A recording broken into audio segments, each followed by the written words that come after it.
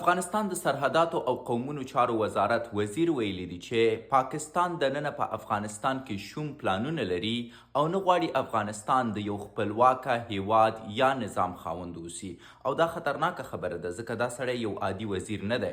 د بلې لوري نه دننه په افغانستان کې د امید په روغتون باندې د پاکستان لخوا کومې بمبارۍ چې شوې وې د هغې اړوند تر اوسه پورې یوې نړیوالې ټولنې هم څېړنې نه دي کړي او دا ښایي چې نړیوالو ته د افغانانو ژوند څومره بې ارزښته دی.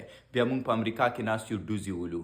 د بل طرف نه که چیرته خبر یاست د نورستان لارې د پاکستان او افغانستان د جګړې له امله د 2 میاشتو دپاره بندې وې او اوس نوې تازه خلاصې شوي دي.